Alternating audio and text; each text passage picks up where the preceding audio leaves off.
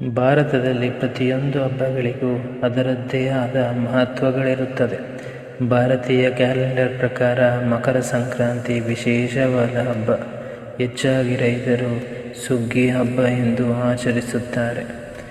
ಸಂಕ್ರಾಂತಿ, ಸುಗ್ಗಿ, ಮಾಗಿ, ಪೊಂಗಲ್ ಹೀಗೆ ಭಾರತದ ವಿವಿಧ ಜಿಲ್ಲೆಗಳಲ್ಲಿ ಬೇರೆ ಬೇರೆ ಹೆಸರಿನಲ್ಲಿ ಈ ಹಬ್ಬವನ್ನು ಆಚರಿಸಲಾಗುತ್ತದೆ.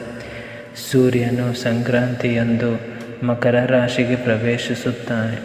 ಈ ಮೂಲಕ ಸೂರ್ಯ ಉತ್ತರಾಯಣ ಸಂಚಾರವನ್ನು ಪ್ರಾರಂಭಿಸುತ್ತಾನೆ. ಹಾಗಾಗಿ ಸಂಕ್ರಾಂತಿ ಹಬ್ಬದ ದಿನದಿಂದ ಆಷಾಢ ಮಾಸದವರೆಗೂ ಉತ್ತರಾಯಣವಾಗಿ ಸೂರ್ಯ ಸಂಚರಿಸುತ್ತಾನೆ.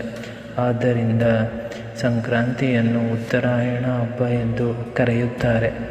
ಪುರಾಣ ಕಾಲದಿಂದಲೂ ಪ್ರತಿನಿತ್ಯ ಸೂರ್ಯಾರಾಧನೆಯ ಪದ್ಧತಿಯನ್ನು ಭಾರತೀಯರು ಅನುಸರಿಸುತ್ತಾರೆ. ಸೂರ್ಯನ ಕಿರಣಗಳು ಆಧ್ಯಾತ್ಮಿಕ ಪ್ರಗತಿಯನ್ನು ಪ್ರೇರೇಪಿಸಲಿದೆ ಎಂದು ಹೇಳಲಾಗಿದೆ. ಇನ್ನು ಈ ದಿನದಂದು ಹಳೆಯ ಕಹಿ ನೆನಪುಗಳನ್ನು ಮರೆತು ಖುಷಿ ನೆನಪುಗಳೊಂದಿಗೆ ಮುಂದಿನ ಜೀವನವನ್ನು ಒಟ್ಟಾಗಿ ಮುನ್ನಡೆಸುವುದು. ಇದಕ್ಕಾಗಿ ಕೃಷಿ ತ್ಯಾಜ್ಯ ಮತ್ತು ಮನೆಯ ತ್ಯಾಜ್ಯವನ್ನು ಸ್ವಚ್ಛಗೊಳಿಸಿ ತ್ಯಾಜ್ಯ ವಸ್ತುಗಳನ್ನೆಲ್ಲ ಒಂದು ಕಡೆ ಹಾಕಿ ಸುಡಲಾಗುತ್ತದೆ. ಈ ಮೂಲಕ ಕೆಟ್ಟ ದಿನಗಳನ್ನು ಮರೆತು ಬಿಡಬೇಕು ಎಂಬುದಾಗಿದೆ. ಕರ್ಮಯೋಗದ ನಿಸ್ವಾರ್ಥ ಗುಣ, ನಿಷ್ಪಕ್ಷಪಾತ, ಪರಿಪೂರ್ಣತೆಯ ತತ್ವಗಳನ್ನು ಅಳವಡಿಸಿಕೊಳ್ಳಬೇಕು. ಅಷ್ಟೇ ಅಲ್ಲದೆ ಈ 6 ತಿಂಗಳ ಕಾಲ ಹರಿದಾಸರು, ಸನ್ಯಾಸಿಗಳು, ಜೋಗಿಗಳು ಎಲ್ಲರೂ ಸಂಚಾರ ಮಾಡಲು ಸುಗಮವಾದ ಕಾಲ ಎಂದು ಹೇಳಲಾಗಿದೆ. ಮಕರ ಸಂಕ್ರಾಂತಿಯಿಂದ ಆಷಾಢ ಮಾಸದವರೆಗೂ ಹಗಲು ಹೆಚ್ಚಿರುತ್ತದೆ, ರಾತ್ರಿ ಕಡಿಮೆ ಇರುತ್ತದೆ. ಇನ್ನು ಮಳೆಯಿಲ್ಲದ ಕಾರಣ ಇವರೆಲ್ಲ ಲಫಕ ಸಂಚಾರವನ್ನು ಮಾಡಲು ಸಹಕಾರಿಯಾದ ಕಾಲ ಎಂದು ಹೇಳಲಾಗಿದೆ. ಈ ದಿನ ರೈತರು ಬೆಳೆದ ಬೆಳೆಗಳನ್ನೆಲ್ಲ ರಾಶಿ ಮಾಡಿ ಗುಡ್ಡೆ ಹಾಕಿ ಪೂಜೆ ಮಾಡಲಾಗುತ್ತದೆ. ಬಳಿಕ ಹೊಲದಲ್ಲಿ ಕೆಲಸ ಮಾಡಿದವರಿಗೂ ಧಾನ್ಯಗಳನ್ನು ಕೊಟ್ಟು ತಾವೂ ಬಳಸಲು ಇಟ್ಟುಕೊಳ್ಳುತ್ತಾರೆ.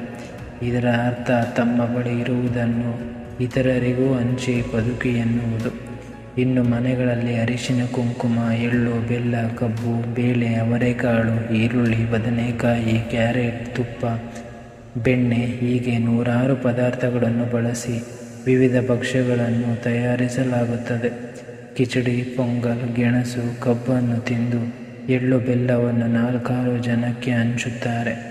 ಎಳ್ಳು ಬೆಲ್ಲ ತಿಂದು ಒಳ್ಳೆಯ ಮಾತನಾಡಿ ಎಂದು ಹೇಳುತ್ತಾರೆ. ಹಬ್ಬದ ದಿನ ಗಾಳಿಪಟಗಳನ್ನು ಹಾರಿಸಲಾಗುತ್ತದೆ. ಹಸುವಿಗೆ ಹಸಿರು ಮೇವನ್ನು ನೀಡಿ ಸ್ನಾನ ಮಾಡಿಸಿ ಸಿಂಗರಿಸಿ ಸಂಜೆ ಗೋಧೂಳಿ ಸಮಯದಲ್ಲಿ ಕಿಚ್ಚಾಯಿಸಲಾಗುತ್ತದೆ. ಸೂರ್ಯ ದೇವರಿಗೆ ಅರ್ಘ್ಯವನ್ನು ಅರ್ಪಿಸಲಾಗುತ್ತದೆ. ಶ್ರೀಹರಿ, ವಿಷ್ಣು ಮತ್ತು ಲಕ್ಷ್ಮೀದೇವಿಯ ಪೂಜೆ ಮಾಡಿ ಒಬ್ಬರ ಸಾಮರ್ಥ್ಯಕ್ಕೆ ಅನುಗುಣವಾಗಿ ದಾನವನ್ನು ಮಾಡಲಾಗುತ್ತದೆ.